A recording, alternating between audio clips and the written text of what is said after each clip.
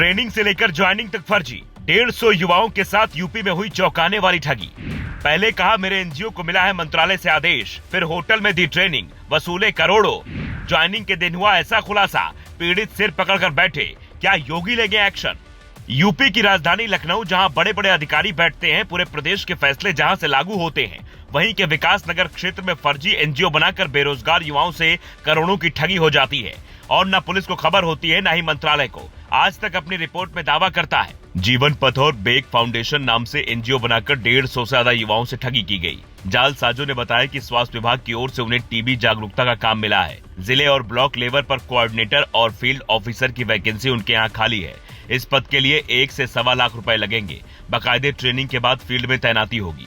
करीब 150 युवाओं ने इनकी बातों में आकर पैसे दिए, डॉक्यूमेंट दिखाए और यहाँ तक कि एक बड़े होटल में बाकायदे ट्रेनिंग भी ली, जहां रोजाना 4 घंटे की क्लास होती। ये बताया जाता कि फील्ड में कैसे लोगों को जाकर समझाना है। करीब 10 दिनों तक उनके नाश्ते खाने का इंतजाम भी होटल में किया गया था, ताकि किसी को कोई शक ना हो कि ये पूरा ग्रुप फर्जी है। इन जालसाजों की हिमाकत देखिए, पहले ये ट्रेनिंग देते हैं, फिर ज्वाइनिंग लेटर देते हैं और फील्ड में भेज कर कहते हैं जाकर ज्वाइन कर लीजिए।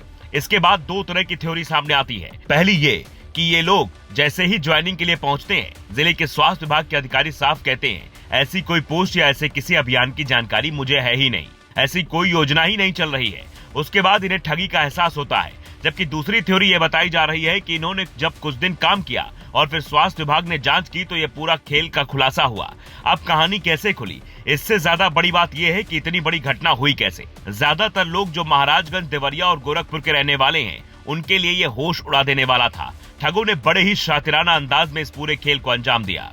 पीड़ितों में चंद्रमणि तिवारी, गरिमा पाठक, मनीषा पटेल, मुशीर अहमद खान, ललिता, सचिन पाठक, सविता राय, अरविंद गुप्ता, अमित सिंह, अजीत सिंह, अभय शर्मा, कमर रावत, नेहा उर्फ फातिमा, अनीता शर्मा, नमिता तिवारी, जयशंकर तिवारी, अशोक पांडे समेत कई शामिल हैं, जो अब इंसाफ की गुहार लगा रहे हैं, अपने पैसे वापस मांग रहे हैं। पर सवाल है, क्या यूपी पुलिस उन जालसाजों से इनकी रकम वसूल कर इन्हें लौटा पाएगी? योगी राज में वैसे तो कुछ भी संभव है। बड़े बड़े माफियाओं पर जब शिकंजा कसा जा सकता है, वो मिट्टी में मिलाए जा सकते हैं, उनके अवैध कब्जों की जमीन पर गरीबों को मकान मिल सकता है, तो फिर इन जालसाजों पर भी एक्शन की उम्मीद अब पीड़ितों को है। पर सवाल ये है कि जब ये सब कुछ खेल चल रहा था तो किसी को कानो कान इसकी खबर क्यों नहीं हुई? विकास नगर थाना प्रभारी के हवाले से दैनिक भास्कर लिखता है, पारसनाथ, विपिन और विजय प्रताप सिंह के खिलाफ मुकदमा दर्ज कर जांच शुरू कर दी गई है। अब तक करीब 150 पीड़ितों की जानकारी मिली है, अन्य की तलाश भी जारी है। ये लोग कहां के रहने वाले हैं, इनके पीछे किसका हाथ है और क्या 150 से ज्यादा लोग इनके शिकार हुए, ये सब अब पुलिस जांच के बाद खुलासा होगा।